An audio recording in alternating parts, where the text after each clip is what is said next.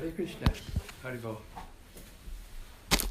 Okay, now we're going to hear a variety of instructions from Lord Chaitanya on how to be good devotees.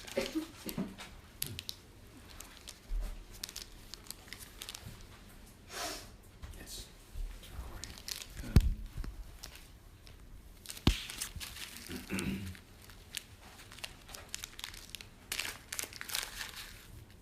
For those of you who haven't been here before, we're reading Caitanya-caritamrta Antya-lila.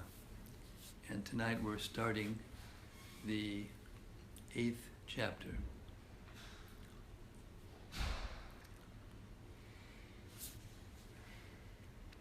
Ramacandra Puri criticizes the Lord. Get to hear the other side.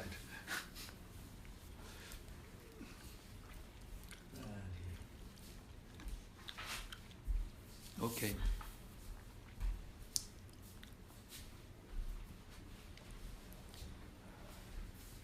Haribol Sarva.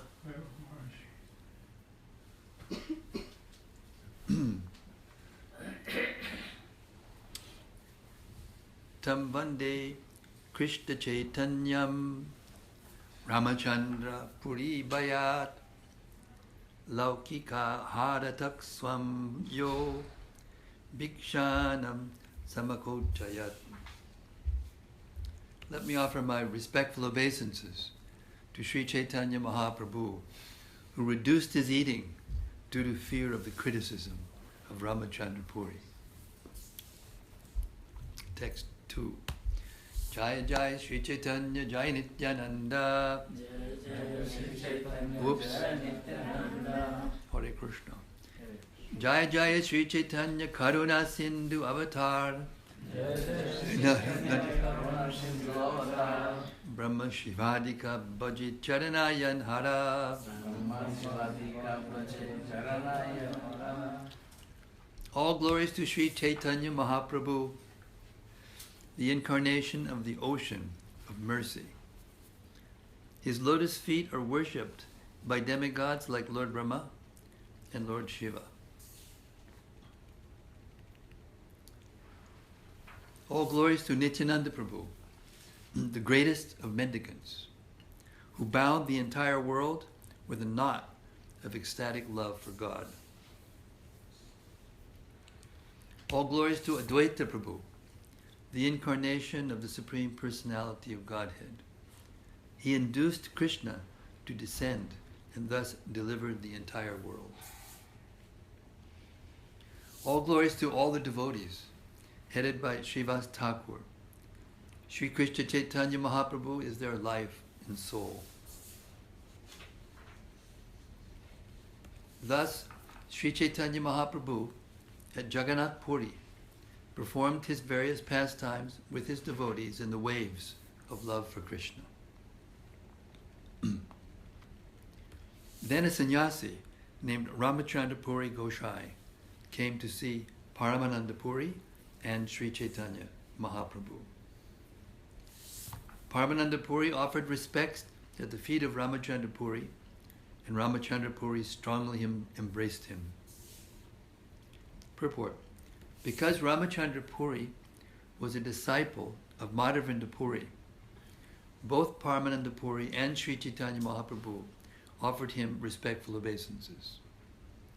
Srila Bhaktisiddhanta Saraswati Thakur comments that although Ramacandra Puri was naturally very envious, and although he was against the principles of Vaishnavism, or in other words, against the principles of the Supreme Personality of Godhead and his devotees, common people nevertheless addressed him as Goswami or Goshai, because he was superficially in the renounced order and dressed like a sannyasi. In the modern age, the title Goswami is used by a caste of grihastas, but formerly it was not.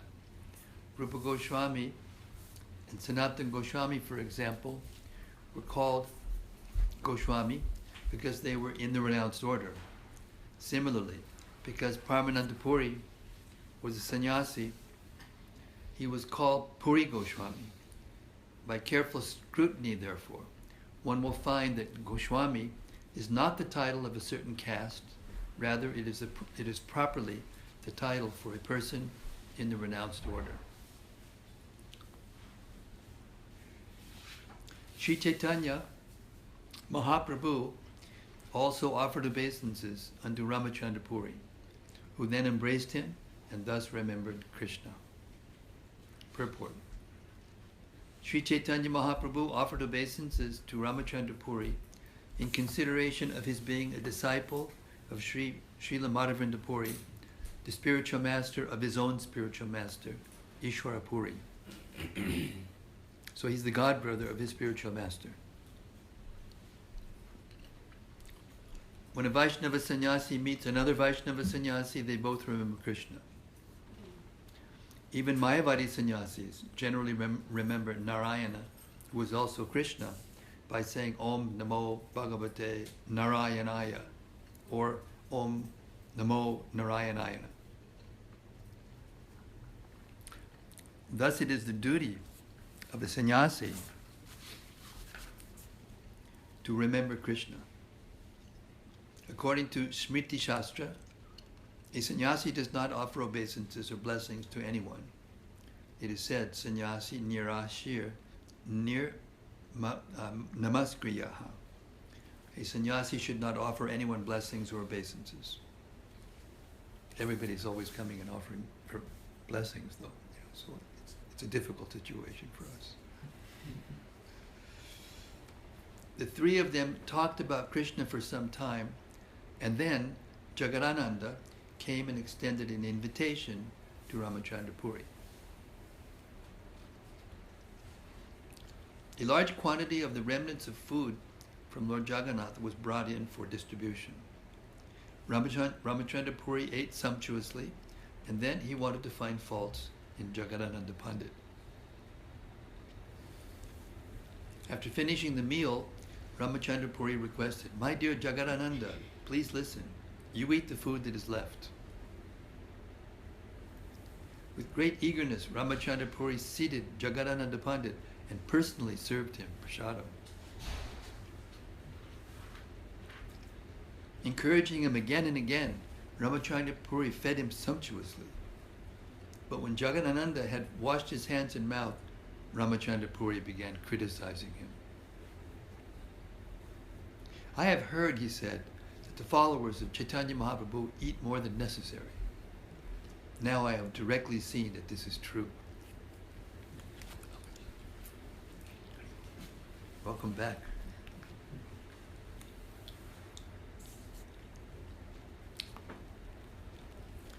Feeding a sannyasi too much breaks his regulative principles. Got that, right? You got that? Except under certain circumstances, when a person is recovering from some serious disease, then you can feed him all you want. That was a joke for all of you in the audience. Feeding a sannyasi too much breaks his regulative principles. For when a sannyasi eats too much, his renunciation is destroyed. The characteristic of Ramacandra Puri was that first he would induce someone to eat more than necessary, and then he would criticize them. Formerly, when Madhavendra Puri was at the last stage of his life, Ramacandra Puri came to where he was staying.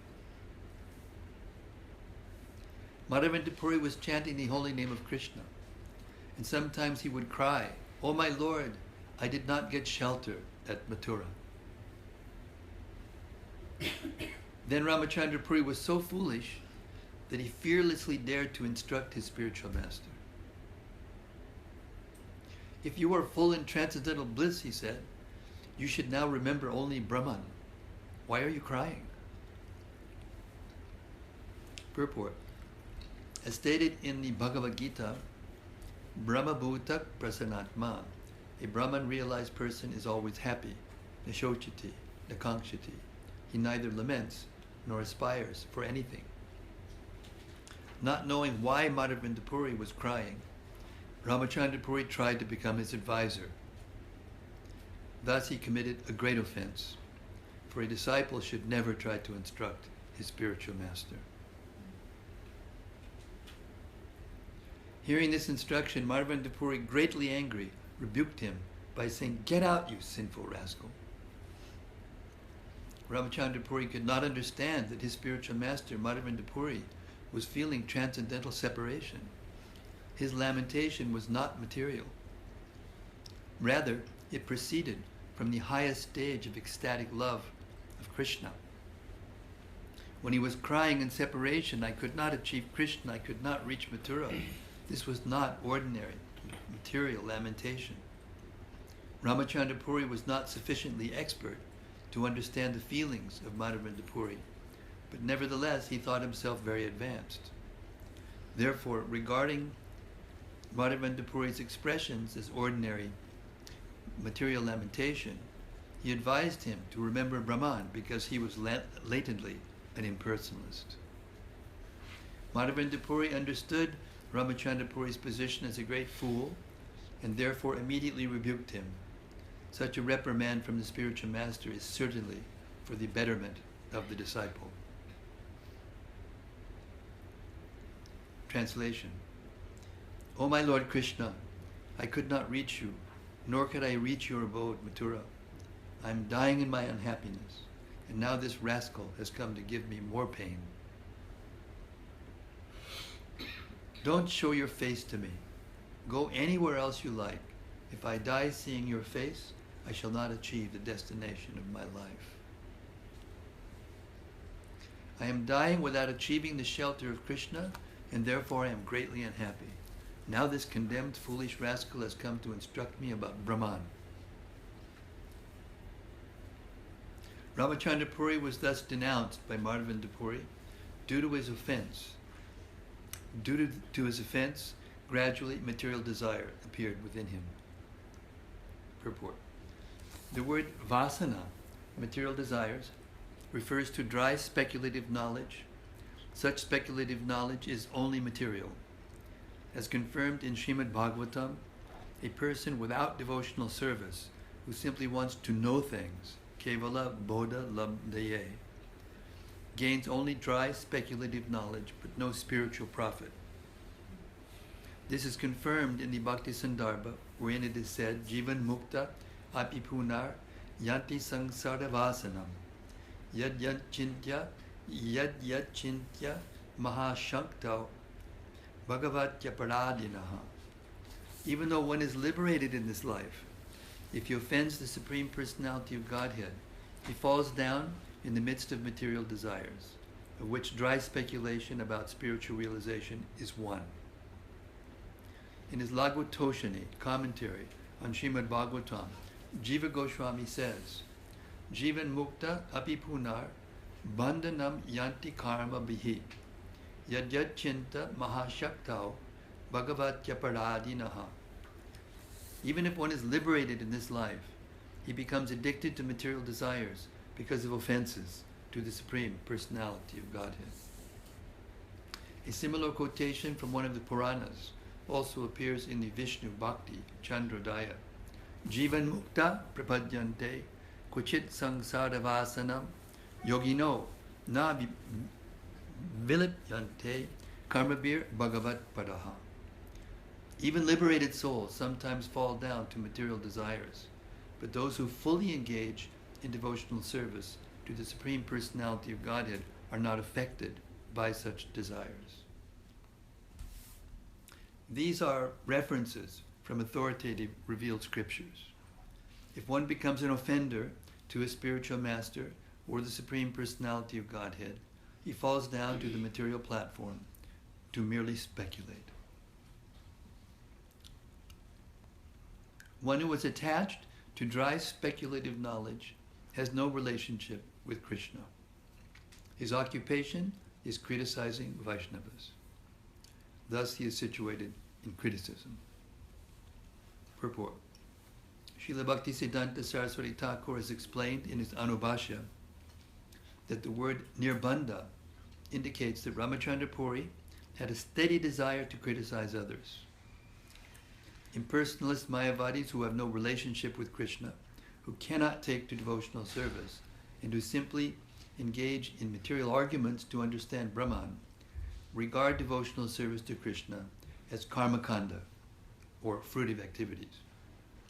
According to them, devotional service to Krishna is but another means for attaining dharma, artha, kama, and moksha.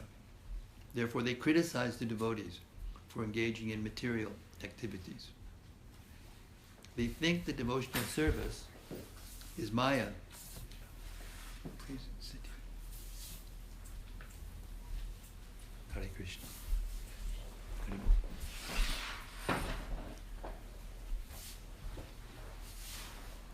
They think that devotional service is maya, and that Krishna or Vishnu is also maya. Therefore, they are called mayavadis. Such a mentality awakens in a person who is an offender to Krishna and his devotees. Ishwara Puri, the spiritual master of Sri Caitanya Mahaprabhu, performed service to Madhavendra Puri, cleaning up his stool and urine with his own hand. Ishwara Puri was always chanting the holy name and pastimes of Lord Krishna to Madhavendra Puri, for Madhavendra Puri to hear. In this way, he helped Madhavendra Puri remember the holy name and pastimes of Lord Krishna at the time of death. Pleased with Ishwara Puri, Madhavendra Puri embraced him and gave him the benediction that he would be a great devotee and lover of Krishna. Thus, Ishwara Puri became like an ocean of ecstatic love for Krishna, whereas Ramacandra Puri became a dry speculator and a critic of everyone else. Ishwara Puri received the blessings of Madhavendra Puri, whereas Ramacandra Puri received a rebuke from him. Therefore, these two persons, Ishwara Puri and Ramacandra Puri, are examples of the objects of a great personality's benediction and punishment. Madhavendra Puri instructed the entire world by presenting these two examples. His Divine Grace Madhavendra Puri, the spiritual master of the entire world, thus distributed ecstatic love for Krishna. While passing away from the material world, he chanted the following verse: Ai dina dayadranata he, matura nata kadava lokshaye, hridayam twadaloka kataram, daita brahmyati kim karomyaham.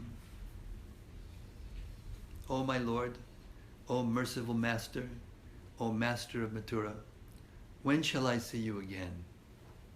Because of my not seeing you, my agitated heart has become unsteady. O most beloved one, what shall I do now? This is considered by our acharyas to be the first utterance of a pure devotee and conjugal love for Krishna in the earth. He brought it in Madhavendra Puri, and then Ishwara Puri, and then Lord Chaitanya spread it all over the world.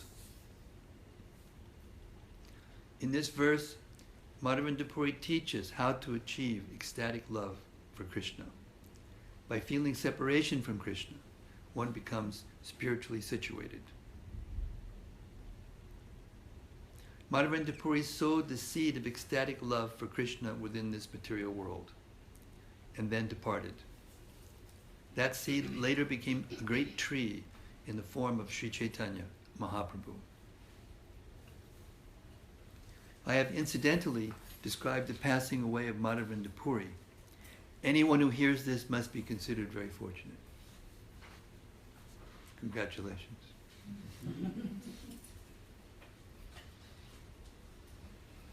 Thus, Ramacandra Puri stayed at Jagannath Puri. As is customary for those in the renounced order, he would sometimes stay someplace and then go away. There was no certainty of where Ramachandra would take his meal, for he would do so even uninvited. Nevertheless, he was very particular about keeping account of how others were taking their meals. To invite Sri Caitanya Mahaprabhu would cost 320 kautis, small conch shells. This would provide lunch for 3 people, including Sri Caitanya Mahaprabhu and sometimes Kashishwar and Govinda. Every day the Lord would take his meal at a different place, and if someone was prepared to pay for a meal, The price was fixed at only 4 panas. Ramacandra Puri concerned himself with gathering all sorts of information about how Sri Caitanya Mahaprabhu was situated, including his regulative principles, his lunch, his sleep, and his movements. Because Ramacandra Puri was interested only in finding faults, he could not understand the transcendental qualities of Sri Caitanya Mahaprabhu. His only concern was finding faults, but still, he could not find any. At last he found a fault. How can a person in the renounced order eat so many sweetmeats? Yeah, he said. If one eats sweets, controlling the senses is very difficult. In this way, Ramacandra Puri blasphemed Sri Caitanya Mahaprabhu before everyone, but nevertheless, he would regularly come to see the Lord every day. When they met, the Lord would offer him respectful obeisances, considering him a godbrother of his spiritual master. Ramacandra Puri's business, however, was to search for faults in the Lord. Sri Caitanya Mahaprabhu knew that Ramacandra Puri was criticizing him before everyone, but whenever Ramacandra Puri came to see him, the Lord offered him respects with great attention. One day Ramacandra Puri came in the morning to the abode of Sri Caitanya Mahaprabhu. Seeing many ants, he said something to criticize the Lord. Last night there was sugar candy here, he said. Therefore ants are wandering about. Alas, this renounced sannyasi is attached to such sense gratification. After speaking in this way, he got up and left. Sri Caitanya Mahaprabhu had heard rumors about Ramacandra Puri's blasphemy. Now he directly heard his fanciful accusations. Purport. Ramacandra Puri could find no faults in the character of Sri Caitanya Mahaprabhu, for he is situated in a transcendental position as the Supreme Personality of Godhead. Ants are generally found everywhere. But when Ramacandra Puri saw ants crawling in the abode of the Lord, he took it for granted that they must have been there because Chaitanya Mahaprabhu had been eating sweetmeats. He thus discovered imaginary faults in the Lord and then left. Ants generally crawl about here, there, and everywhere, but Ramacandra Puri, imagining faults, criticized Sri Caitanya Mahaprabhu by alleging that there had been sweetmeats in his room. After hearing this criticism, Sri Caitanya Mahaprabhu was doubtful and apprehensive. Therefore he called Govinda and instructed him as follows. From today on it will be a rule that I shall accept only 1/4 of a pot of Lord Jagannath Prasadam and 5 gandas worth of vegetables. That's half what he was eating normally. If you bring any more than this, you will not see me here anymore. Govinda relayed this message to all the devotees. When they heard it, they felt as if their heads had been struck by thunderbolts. Especially all the cooks in the room can relate to this. All the devotees condemned Ramacandra Puri, saying, "This sinful man has come here and taken our lives." That day, a Brahmana extended an invitation to Sri Caitanya Mahaprabhu. When Govinda accepted only 5 gandas worth of vegetables and 1/4 of a pot of rice, the Brahmana, in great despair, struck his head with his hand and cried, "Alas, alas!" Sri Caitanya Mahaprabhu ate only half of the rice and vegetables, and whatever remained was taken by Govinda. Thus both Sri Caitanya Mahaprabhu and Govinda ate only half the food they needed. Because of this, all the other devotees gave up eating. Sri Caitanya Mahaprabhu ordered Govinda and Kashishwar, "You may both take alms elsewhere to fill your bellies." In this way, some days passed in great unhappiness. Hearing all of this, Ramacandra Puri went to Sri Caitanya Mahaprabhu. Sri Caitanya Mahaprabhu offered his obeisances to Ramacandra Puri, worshipping his feet. Then Ramacandra Puri smiled and spoke to the Lord. Ramacandra Puri advised, "It is not the business of a sannyasi to gratify his senses. He should fill his belly some other way, some way or other. I have heard that you have cut your eating in half. Indeed, I see that you are skinny. Such dry renunciation is also not the religion of a sannyasi."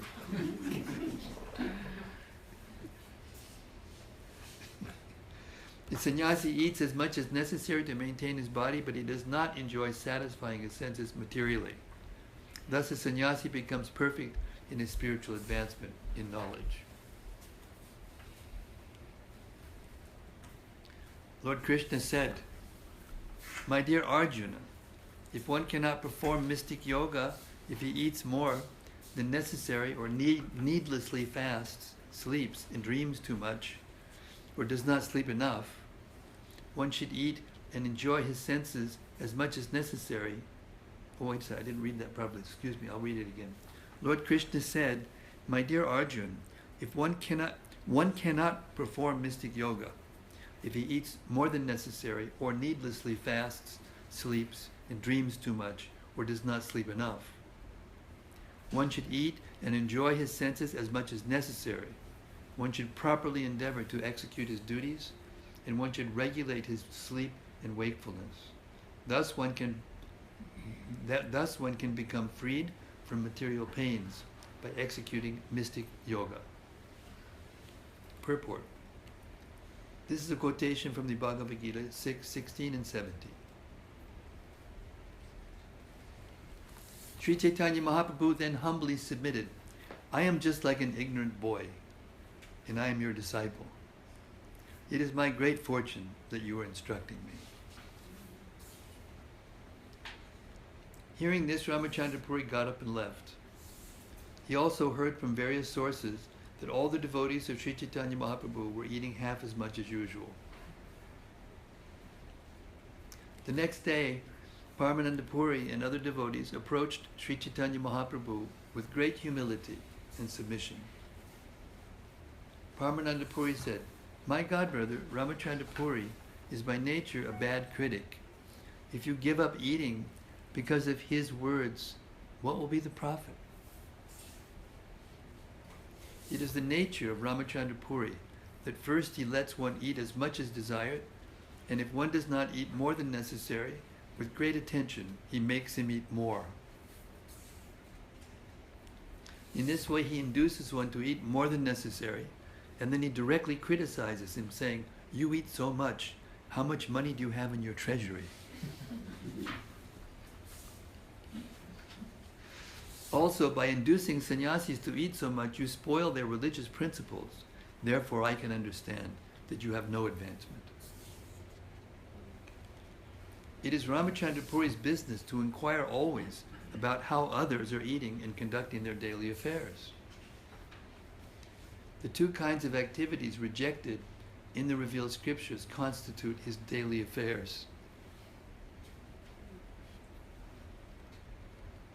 One should see that because of the meeting of material nature and the living entity, the universe is acting uniformly. Thus one should neither praise nor criticize the characteristics or activities of others. This verse from Srimad Bhagavatam was spoken by Lord Krishna to Uddhava. Of the two rules, Ramacandra Puri obeys the first by abandoning praise, but although he knows that the second is more prominent, he neglects it by criticizing others. Purport. The above-mentioned verse from Srimad Bhagavatam gives two injunctions. The first, called Purvavidi, is that one should not praise, and the second, Paravidi, is that one should not criticize. As will be apparent from the following verse, the injunction against praise is less important than the injunction against blasphemy. One should carefully observe the Paravidi, although one may neglect the Purvavidi. Thus, the actual injunction is that one may praise, but one should not criticize. This is called Shleshokti, or a statement having two meanings. Ramacandra Puri, however, acted in just the opposite way, for he neglected the Paravidi, but strictly observed the Puravidi. Purvavidi. Since he avoided following the principle of not criticizing, Ramacandra Puri broke both the rules. Between the former rule and the latter is more important. This is a verse from the Nyaya literatures. Even where there are hundreds of good qualities, a critic does not consider them. Rather, he attempts by some trick to point out a fault in those attributes. One should not, therefore, follow the principles of Ramacandra Puri. Nevertheless, I have to say something against him because he is making our hearts unhappy. Why have you given up proper eating due to the criticism of Ramacandra Puri? Please accept invitations as before. This is the request of all of us all. Sri Chaitanya Mahaprabhu replied, why are you all angry at Ramacandra Puri?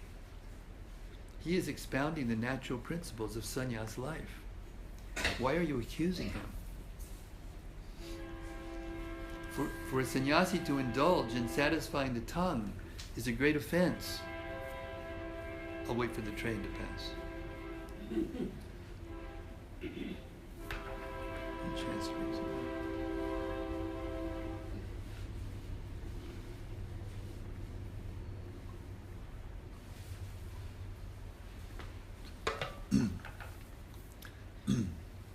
For a sannyasi to indulge in satisfying the tongue is a great offense.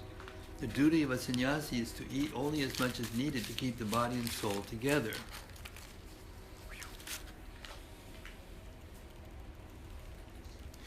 When they all requested very fervently that Sri Caitanya Mahaprabhu would take a full meal, he still would not do so. Instead, he responded to their request by accepting half as much as usual. The cost for the food needed to invite Sri Caitanya Mahaprabhu was fixed at 2 panas of kodis, 160 conch shells.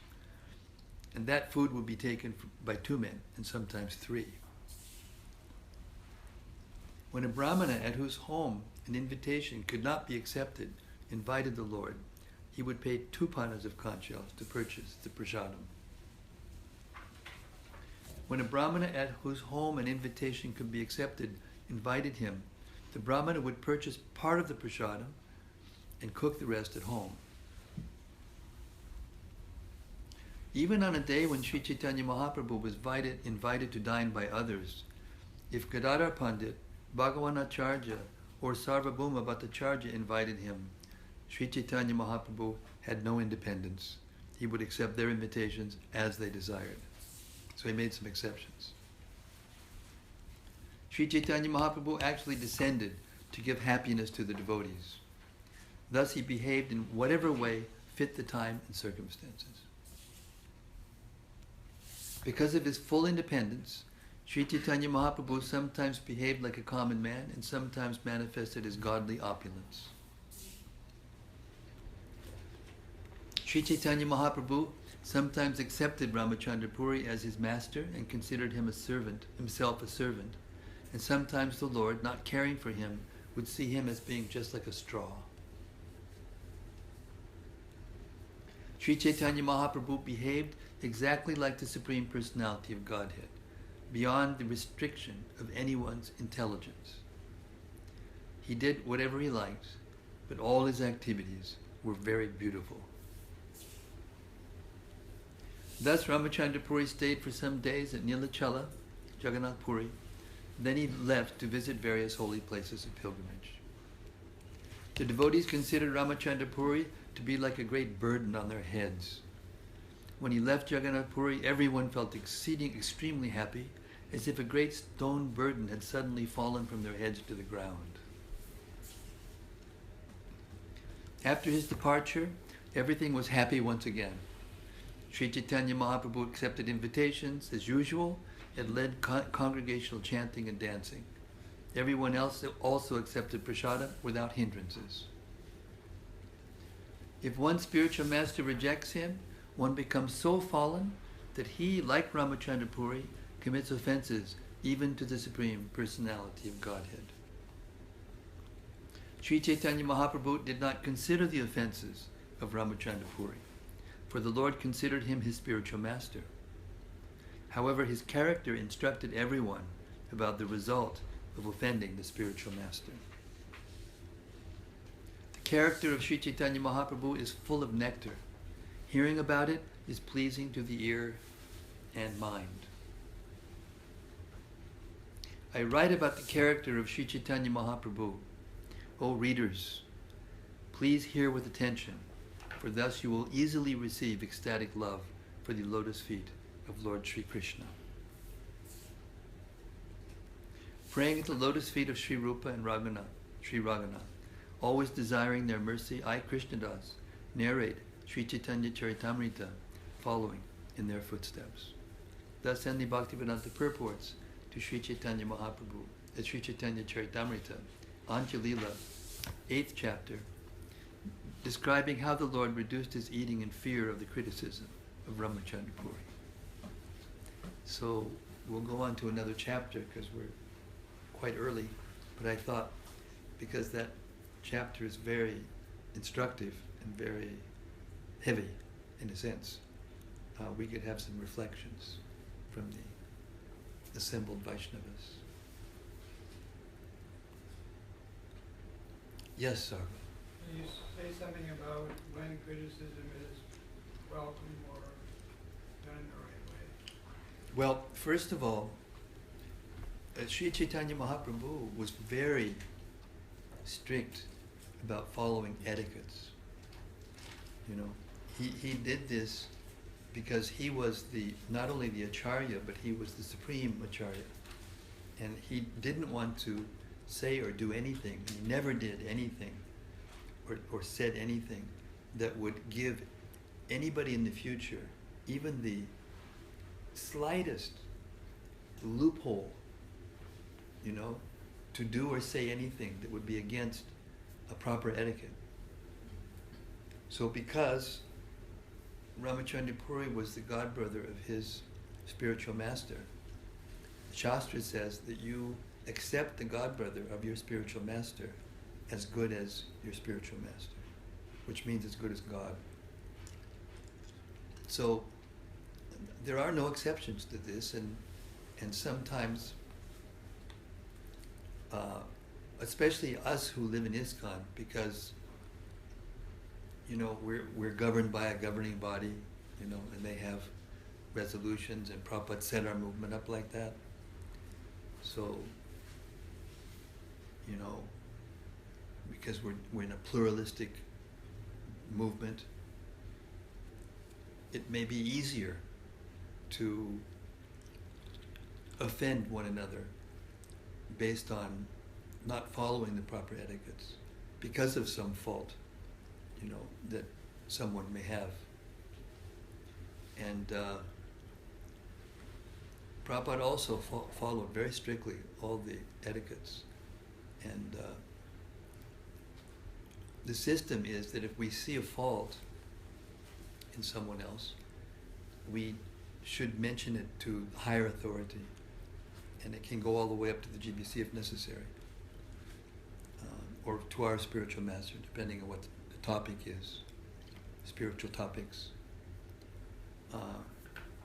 So this is the purpose of these sections of the Caitanya-caritamrta, to show that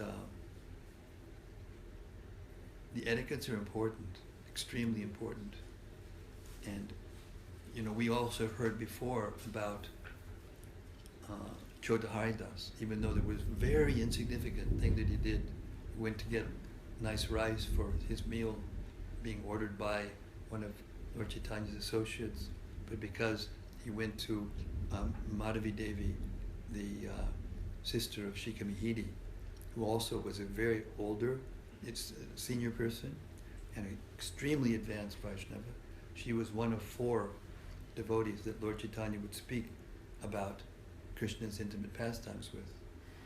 So there was really no reason for him to be so strict. But because he was a sannyasi and one of his immediate associates, you know, he didn't want anything to come to him that would be a disturbance to the human society. So he strictly forbade him to come. And then, we know Junior Haridas eventually committed suicide out of separation from Lord Chaitanya. Not as a lesson for us to do something like that.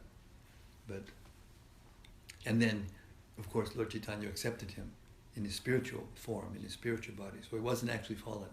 So he showed both that he wasn't fallen, but he did something that would allow people in the future, sannyasis in the future, to bend the rules and become too lax and spoil the whole thing. So if we follow the rules and regulations very strictly, especially if we don't have the discrimination to tell. Prabhupada mentioned that in the beginning of the devotional lives, the devotees don't have the discrimination to see who is advanced, who is not. There are rules and regulations for treating persons in different levels of spiritual advancement. The Kanishta Adhikari, for instance, is considered to be a materialistic devotee. He may not have very firm faith. He may not have very much knowledge. He may be materialistic in the way he worships deities for business or something like that. And such a person should be honored inside the heart, which should not be sought out for association. The Madhyamadikari, the medium devotee, has firm faith, but may not have knowledge in order to establish the truths from Shastra or defeat concepts that are against Shastra, but he's fixed. Such a person should be offered obeisances with the head on the ground. And then the Uttamadikari, the advanced devotee, who is measured by how many devotees he can make by his association, how fixed he is in his regulated principles, and how much he's thinking about how to spread Krishna consciousness constantly. That person should be accepted as one's life and soul and served, menially and as much as possible. So these are the etiquettes, and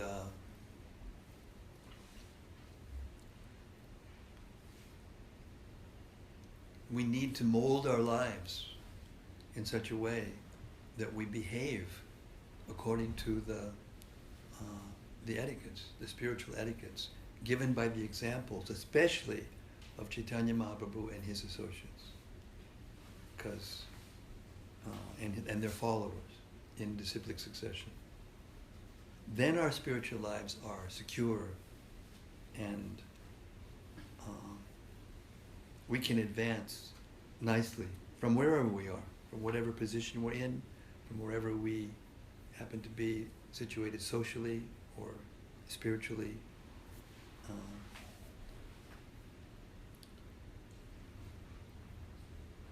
Is that something? Yeah, Do you want something else? Did I answer your question? You answered it very broadly, very nicely. I guess I was just saying that a senior person as your well-wisher, I'm making a mistake if someone points that out, that would be a valid criticism that I would receive to correct me, help me with. Yes, Sarvabhauma is pointing out that if I get a correction from someone senior to me, then I should accept it as something good for me and, not find fault in that. Is that it? Yes, that's right. And Lord Chaitanya was, when a situation was extreme, Chaitanya Mahaprabhu would sometimes react extremely. So this was an extreme situation because Ramacandra Puri was acting like so offensive. But at the same time, he was the godbrother of the spiritual master. At the same time, the devotees were trying to convince him to not follow the proper etiquette. So that was his discrimination, was more important that I follow the etiquette. That was the lesson. So we're not doing what we're doing to please others, we're doing to please the Supreme Personality of Godhead. And if we do that, then automatically all the devotees are pleased.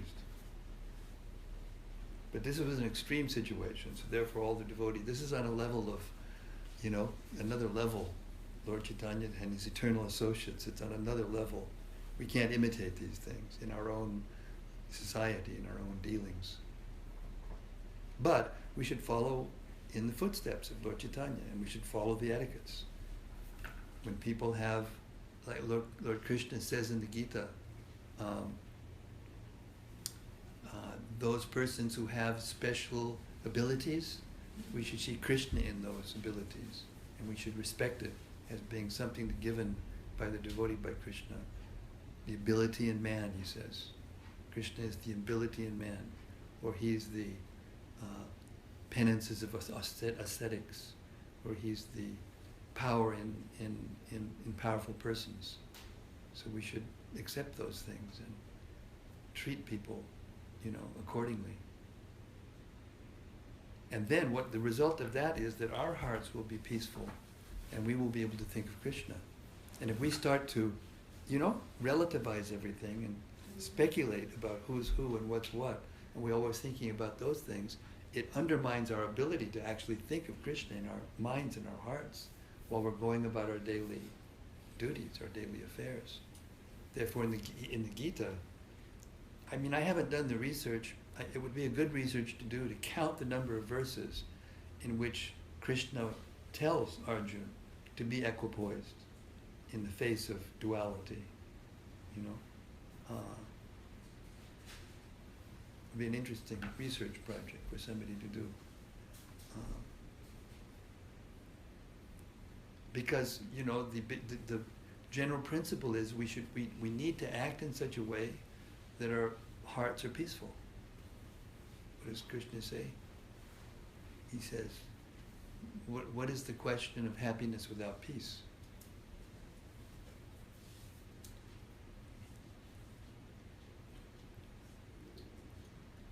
So the rules and regulations, the Varnashram system, even the mundane is meant to make for a peaceful community, human society. And then when those rules and regulations are performed for the satisfaction of Krishna in the heart, where Krishna says, Tasmat sarvishu kaleshu mam anusmara yudya cha. So Krishna's saying, Tasmat sarvishu kaleshu, and whatever that you do, mam anusmara yudya cha. Remember me in that case while you're fighting, because that was his duty. That doesn't mean it's our duty to fight. It means that was Arjuna's duty. So he's meant to remember me while, of course he has him sitting on the chariot. It's a little easier than for us sometimes. But that's our duty. That's our duty in the Varnashram system, is to do our duty in the social system where we are situated, and remember Krishna in love. And offer whatever we do, whatever we eat, whatever we give away in charity, whatever austerities we perform, whatever we do, we should do that as an offering to Krishna. And then we're given intelligence by Krishna, how to deal with complicated situations, and we're given intelligence how to pass over the obstacles and impediments in our spiritual lives. So this is the basic purpose of this pastime, which is sometimes funny, but sometimes very heavy, Such a person that was so obviously, an offender. But the etiquette of his being the guru, the godbrother of his guru, trumped that. So Lord Chaitanya followed that example to teach the world for the rest of time.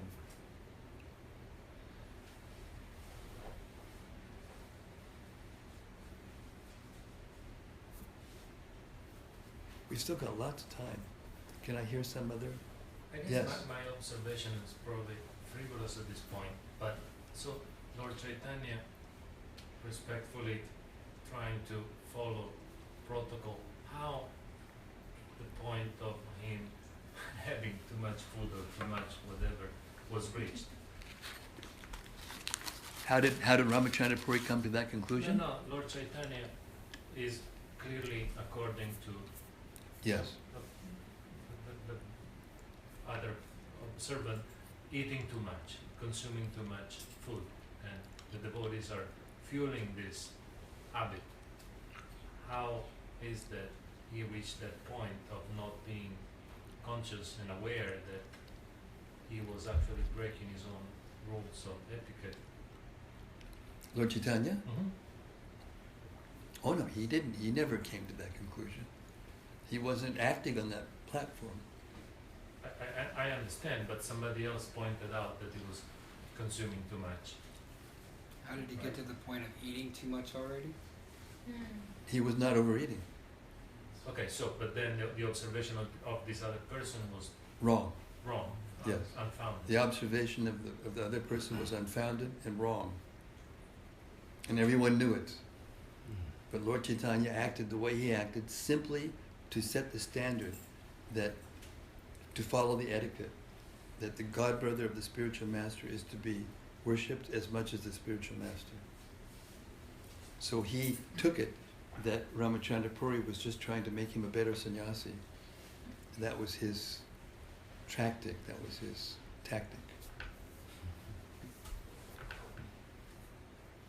Lord Chaitanya's movement means prasadam. You take prasadam. Prasadam is not ordinary food. It's not different than Krishna. So there's no. But there is a question of eating too much. You know, if we eat so much, even mahaprasadam, if we eat too much, and our senses get agitated, you know, and becomes harder for us to follow religious principles, then that's too much.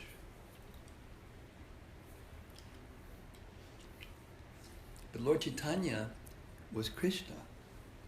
He could eat a whole room full of food, and he did. One time, Govinda was given, from all these devotees that were coming from all over the world, especially from Bengal, they would bring gifts to Lord Chaitanya, and most of the gifts were prasadam. You know, us, every time, I just got a little piece of Radhalandan Ishwar's Mahaprasadam today. Guru Bhakti blessed me through Krishna Kripa. And that's what we do. Wherever we go, anywhere, we get some Mahaprasadam from another deity, and we bring them back for the devotees. So Govinda is receiving all of these, you know, prasadam for Lord Chaitanya. And each one of them is saying to him, now you make sure Lord Chaitanya eats this, and you let us know, you know, how he liked it. So Govinda was stacking up all this prasadam in the corner of the room, and pretty soon it filled up a good part of the room. And every time then the devotees would come to him and say, did Lord Chaitanya accept this prasadam? How did he like it? And Govinda didn't know what to say, so he would lie to them in one way or another. He'd tell a fib, you know. But after a while, all of this telling fibs were growing in his heart. So he lost his composure, and he went to Lord Chaitanya and said, I can't tolerate this anymore. This is causing me complete anxiety. When are you going to, take. So Lord Chaitanya said, why are you in anxiety? Bring it all here. I'll take it right now. So he did this. Each bit of prasadam had a name on it, and he would read the name, and then Lord Chaitanya would eat it. And the next one, read the name, and he would think of him and eat it. He ate a whole room full of prasadam. And his belly didn't burst, because he's Krishna. Just like Mother Yashoda tried to bound baby Krishna's belly with a rope, cord, and it wasn't big enough. It was 2 fingers short. So then she went out and tied some more. She got all the rope in the whole, neighborhood practically, and kept making it bigger. And it wasn't that it wrapped around and around and around and around, and then right at the end it was too short. It's not like that. she wrapped it around and it was too short. Because there's no inside and outside of Krishna. So he can show that whenever he likes. Or he can act like an ordinary human being whenever he likes. That's Krishna. He's God. He can do whatever he likes. He showed Mother Yashoda the whole universe inside his mouth. We're all inside Krishna. And at the same time, Krishna's outside of everything. So when we hear these kinds of things, you know, if we have actually approached the knowledge properly and educated ourselves, you know, I realize that I'm reading, you know, like I said last night, the creme de la creme de la creme de la creme of the teachings, you know. But when we actually have understood who Krishna is and what his opulences are and what his abilities are, then these things make more sense to us. It's important to understand Krishna's position so that we can understand these things. He can do whatever he likes, and he does. And he arranges all these things himself in his pastimes, in his personal pastimes, just to teach everyone, you know, how to behave in love of God. And if they don't have that love of God, he teaches them how to behave in order to get it, in order to become eligible to get it. Therefore, there are the etiquettes and all these other things. Does that help at all? Yes. Maharaj, like you also mentioned now, Chaitanya Mahaprabhu followed this etiquette so seriously, and he punished Chota Haridas just for begging prasad. But in this case of Ramacandra Puri, Chaitanya Mahaprabhu is a god brother of Ramacandra Puri. So he tried to correct his disciple Chota Haridas. In this case, why did Chaitanya Mahaprabhu, instead of why, he can do whatever he likes, but I'm just trying to understand, instead of teaching him or helping him to transform from being a very critical person, Chaitanya Mahaprabhu acted as a servant of him and he encouraged him to be more critical and more critical. Well, he wasn't the god brother of Ramacandra Puri. He was the Ramacandra Puri was the god brother of his guru. So he's showing that the god brother of the guru is to be treated as good as the guru. This is a very important point, and even in our movement, especially in our movement, because there's so many gurus. Somebody told me, Shyamasundar told me, we have disciples of 17 gurus here. You know, so that makes a very complex situation. And if we start accepting and rejecting things that other gurus say, because they're not exactly the same as what my guru said, then we'll get ourselves in real problem, you know. So therefore, you know, Prabhupada said that the principle of accepting the spiritual master is absolute for everyone. But between one spiritual master and another, there may be differences of details. Not principle, you know, the basic principles are the same. Krishna, the way Krishna is worshipped, you know, the position of, you know, but details. There may be some details that are different. You know, one spiritual master may like things done in this way, or another one in another way.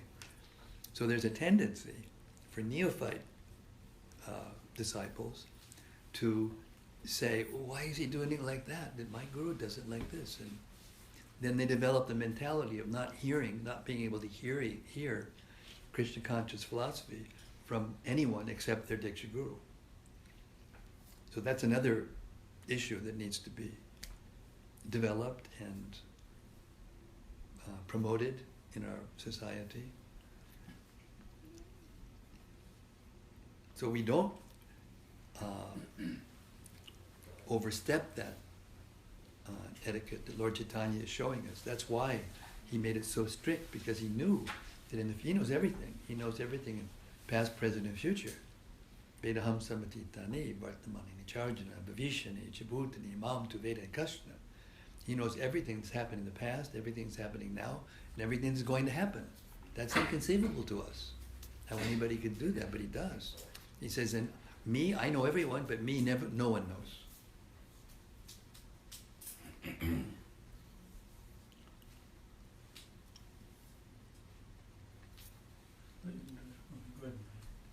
was going to, the example here is, Lord Chaitanya is giving that etiquette of treating the Guru's god brother as good as Guru. So I was thinking, we have such a good example in Krishna Kripa. He's taking such good care of you for the last 2 months. Oh. Exactly as he would take care of Srila Gurudev.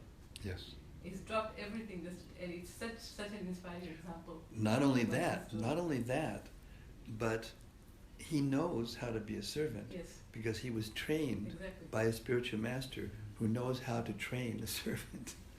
And it has been so helpful to me, I tell you, I couldn't help but laugh at some of the statements that were made about how sannyasis is not supposed to eat this and that. But I had to eat a lot because my body was all, practically left my body. You saved me, And I know you're emotional about this, but you also inspired him to do this. So I'm appreciating you as well as him. I think it's this training. Yes. We were trained. Yes. Yes. And that is an important thing, because I remember, because I was so close to Srila Gurudev, and this is what makes it even more easy for him to do that. Because I was very close to him. I had received a lot of training from him. He was the person, Tamal Krishna Maharaj was the person who probably got the most direct training than anyone else. The details of how to do what he was doing. He actually considered him at one point to be the Acharya of the movement. It came across his mind. That was revealed by Sridhar Swami, his godbrother, once, to a group of devotees of ISKCON. But then, of course, he deferred to the instruction of his spiritual master, and he set up the GBC body as the governing body. So anyway, all of you, those who are cooking, Shobha, and all the others who have been cooking, taking care of me since I've been here, it's incredible. Shyamasundar just lets me stay here free as long as I have to say that, the truth be told, if you actually dedicate your life, no matter what your position is, no matter what your service is, but if you dedicate your life to it, then Krishna will protect you in ways that you cannot imagine. I came here not even knowing practically where I was coming.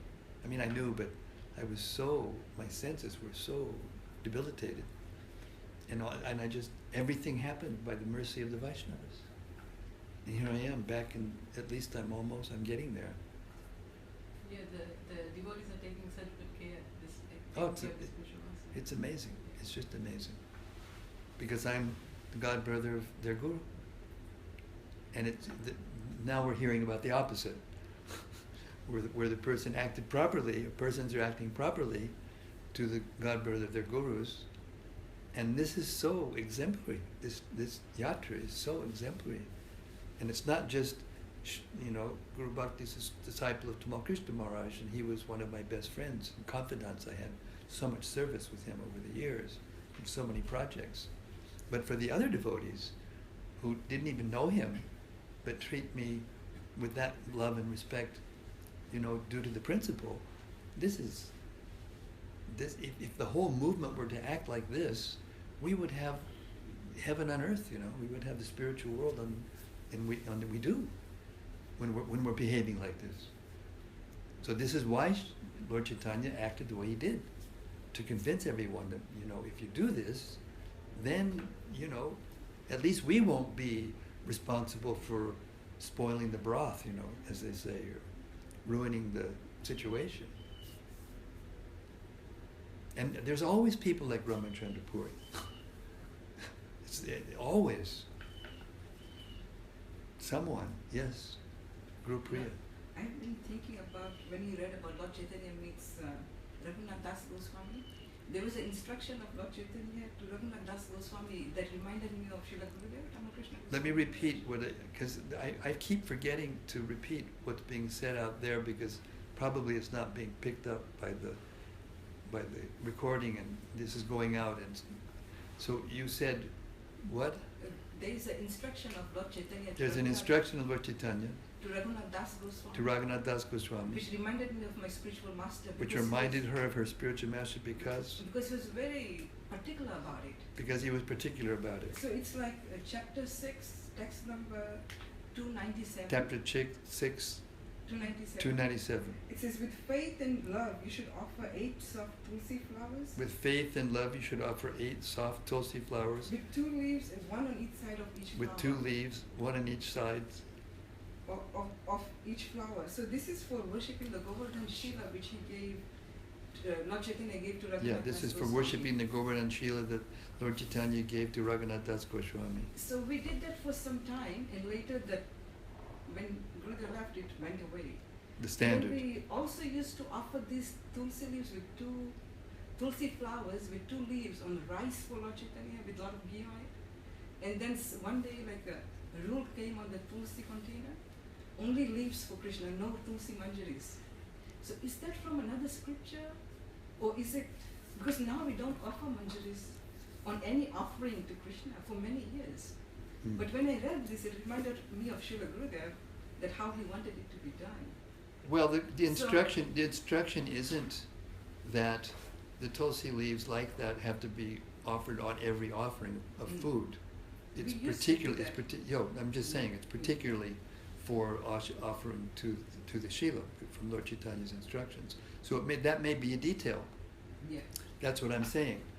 That, when he left, someone else is taking charge or whatever, and it may be a detail. So how important are these details? Like, are they important, or we should just go with what's good? Or, which detail is important? Maybe, or is there another scripture where it comes from? Like There's no scripture that says you have to offer tulsi leaves, tulsi manjaris on every offering. This is for Giriraja? Yeah. Yeah. And it's Lord Chaitanya's specific instruction to Raghunath Das. That's a time instruction. I mean, like I said, in some places that may be the standard. I don't know what the standard is in Shivaram Maharaj's zone, but he definitely has a tendency to emphasize the highest standard in deity worship in his zone. In other places, for one reason or another, either the leaders aren't as especially attached to that type of devotional service, and maybe it's not as, I don't know. But we have to follow the Shastra. But I don't remember seeing any Shastra that says that you have to do that. But we should do one thing, and that's offer the highest quality. That's the principle, to offer the highest quality of everything that we offer. The flowers should be fragrant that we offer, especially for the arati. I mean, I pointed this out a long time ago. Gurudev was saying, if there was a carnation on the arati plate, he'll say, give me a real flower. He'll tell my husband, give me a real flower. Yes. He'll say, carnation is not flower. So therefore you take it up? Yeah, we wouldn't put carnation. So therefore take it up? Yeah. There's so many details he was so particular about. So take it up? I'm too old for it. Maharaj, I had another question. You saw the book Sri Manak Shiksha by Raghunath Das Goswami? I saw the book Sri Manak Shiksha by Raghunath Das Goswami, by the one that Mother Urmila published. Yeah. In there, the Shila that Lord Chaitanya gave Raghunath Das Goswami is like a square inch. It fits in the palm of the hand. Yes. But we were in Vrindavan in Madan Mohan temple. We didn't ask the pujari, but he told us he wanted to show us a treasure. There were just 2 of us. And he showed us a small Shila like the size of this nail here, like very square. He said, this is the Shila Lord Chaitanya gave Raghunath Das Goswami. Lord Chaitanya gave it to Raghunath Das Goswami, and he would chant with it. So this is a detail. Yes, It may be painted. It may be painted in one of our paintings to be one size or another. That's the artist's freedom of expression, of creativity. Which one is correct? Like in my mind, which one Both. should I think? Both or either. Yeah. Because the Shila they showed us was so tiny. I was like really amazed. We didn't ask, he said he wanted to show us a treasure. He said sometimes he put it on his eye, sometimes he put it on his head, you know. So that We may not know exactly what size it is, but that is a detail that's not essential. It's not so important to know exactly what the size is. So I was wondering if that's the correct Shila that Pujari showed us. Do you know? I don't know. Oh, I don't know. When I You saw can the go picture- I mean, that's a very important one, Yeah. but there are all kinds of places you can go in Vrindavan, and they'll tell you this is the place where this happened, this is the place where that happened, because they're all Yeah. trying to get bakshis from their place, you know, and that was, you know, not approved by Prabhupada or anyone else actually that's an authority. Yeah. So therefore, you know, Prabhupada, when we went to India, Prabhupada would protect us from all those things, and he would. I remember up until a certain year, none of us would even go out of the compound practically of Krishna Balaram Mandir, so they wouldn't get confused by all these things. Yeah. We shouldn't get confused about details that aren't going to make a difference in our spiritual lives, whether it's this size or that size. That's the way to evaluate. If the detail is not going to make a difference in my spiritual life, then it's not so important that we should get riled up about it. Yeah. You know, we shouldn't get confused about it. We shouldn't, you know. Yeah. You see the difference? Yes. Yeah, it was for meditating on like. Yeah, like the artists paint Krishna's picture, and you know, sometimes the deities look different in the artist's conception, and that doesn't mean. But the color is kind of like similar, and he's always with the flute, and he's got the peacock feather, and all the details are there. But how it's actually visualized may be different. But that's not an essential point that's going to make a difference in anybody's spiritual life. Thank you. Yes.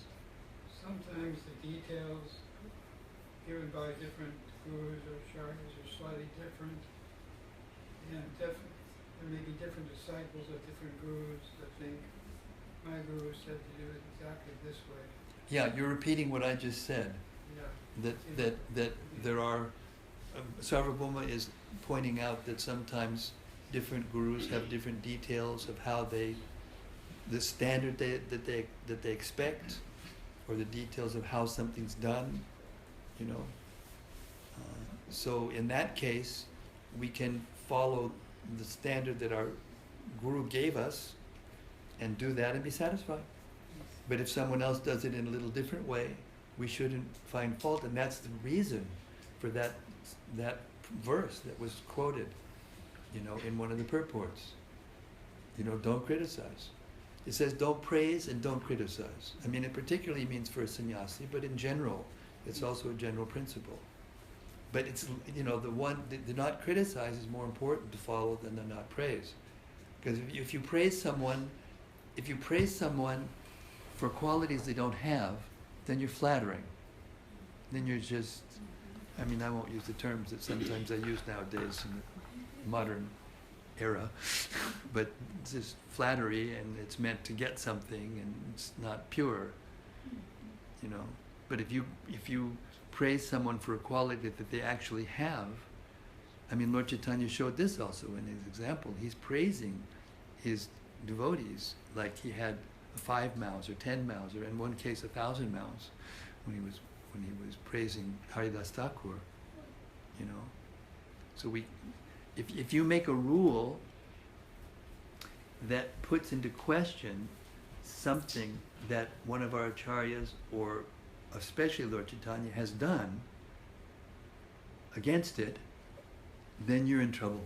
I'll give you a classic example.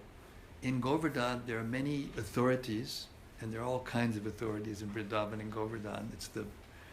It's like a factory of authorities, you know. And they all come up with different things. And one of them is you can't take a Govardhan Shila out of Govardhan. You can't. It's a rule, and if you do, you're condemned. But Lord Chaitanya Raghunath Das Goswami got that Shila from Lord Chaitanya in Jagannath Puri. That means the Shila was taken out, and And Lord Chaitanya approved it because he worshipped it there. I don't remember if he took it out himself or someone gave it to him. I don't remember. But so if you make that rule and then Lord Chaitanya did it, then you're in really big trouble.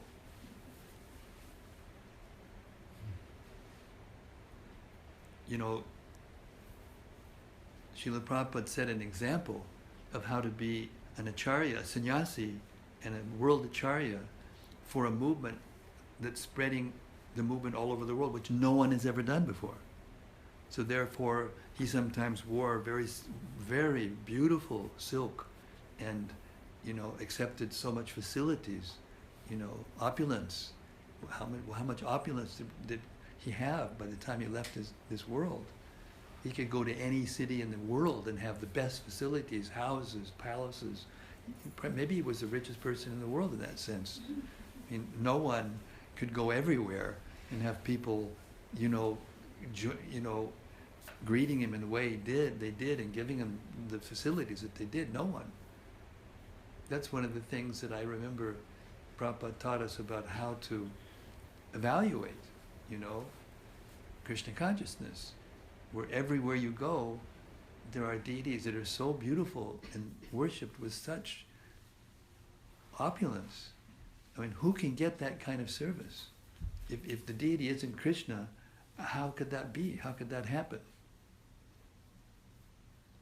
And not just for a while, but for decades and decades and hundreds and thousands of years even. You know, unless the deity is Krishna, you know, no one can do that. Can give a stone, you know, that much service over that many years. It's not possible. Just like when we chant Hare Krishna, if we're chanting properly, we can chant forever and we won't get tired. No one can do that. You can't chant any other sound vibration as many times as we've chanted. You know? Not possible. Unless that sound vibration is transcendental and absolute. Yes, Shyamasundar. I have heard that, like you were saying, that we should not allow to bring the Govardhan Shila. Shyamasundar is saying that he's also heard that we shouldn't be allowed to bring the Govardhan Shila out of Govardhan. But Srila Gurudev, when he got the Shila, yeah. But when Srila Gurudev got the Shila that's now on our altar. But then Srila Gurudev revealed that actually you cannot, there is somewhere Gurudev quoted that you should leave equal amount of gold. Then Srila Gurudev revealed that the rule is that you should leave an equal amount of gold according to the weight of the Shila that you brought out. So then Gurudev revealed that because I bought the Govardhan Palace, Govardhan took that money. Therefore he's revealed that because he bought the Govardhan Palace, that he... So Govardhan got that money. So you know, Govardhan got that money.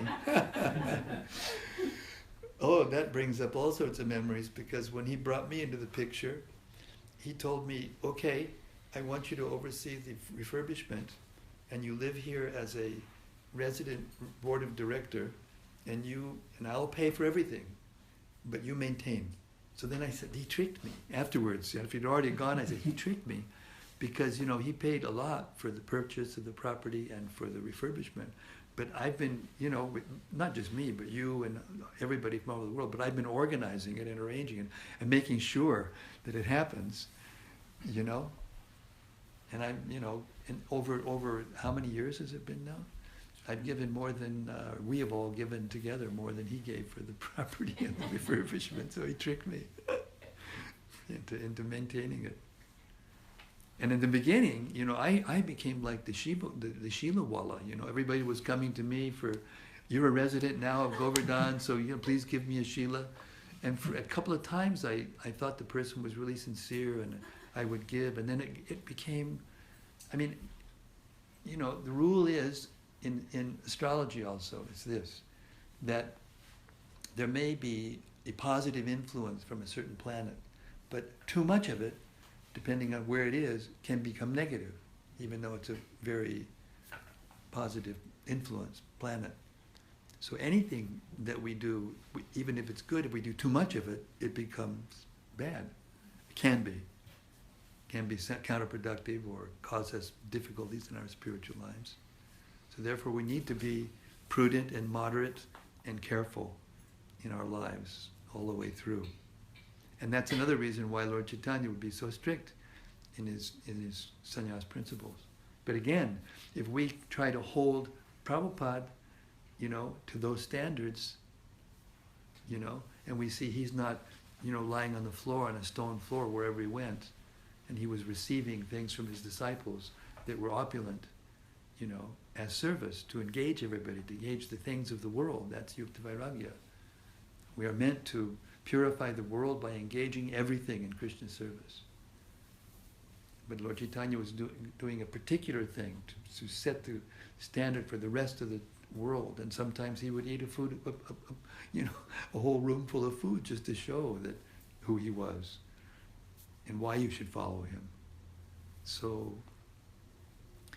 therefore, the general rule is that we should look to Srila Prabhupada, as the founder acharya of our movement, for the standards. So if there's some, discrepancy or some doubt or some, disturbance in the mind because one guru has this standard and that other standard, then go with Prabhupada's standard and be peaceful, because nobody's going to object to that. Even two gurus have different standards. If you speak like that, then they'll be, I know them, most of them, they'll all be happy. So Prabhupada represents, in our line of disciplic succession, the world acharya. There's so many gurus that have been in the history of the world. There are branches and branches and branches. You couldn't count them all. But some of them are world acharyas. And those are the ones that are put in our line, And that's why at the end, after Prabhupada left, although he didn't instruct directly this, he gave the GBC the authority to make decisions, how to manage the movement. And at some point, when there was only a few gurus, they started putting on the altar the gurus of the disciples who were there in the temple. So there was, and then they started realizing, oh yes, but now we have 17 gurus here. If they've kept that principle, you'd have to extend the altar, out the door, to put all the pictures of all the gurus. So then they made the rule that, just Prabhupada and the acharyas who are accepted as world acharya. And then if someone comes who all the Vaishnavas would accept, then you can consider. But at least as long as ISKCON is functioning and is intact, that's the rule.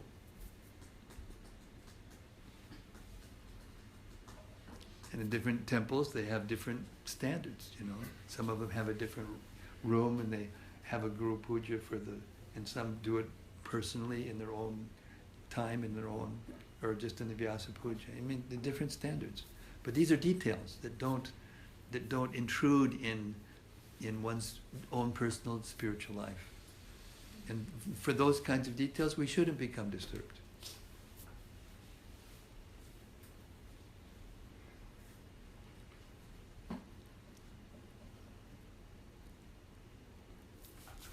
Okay, it's 8:25. I'm 10 minutes late in my Hare Krishna. Yeah. Thank you very much for all the lovely questions and ability to explain things and to hear your questions and your siddhantas. And may we all become enlivened to love Krishna and Krishna's devotees more and more, and not see the differences, not be disturbed by the differences. Hare Krishna.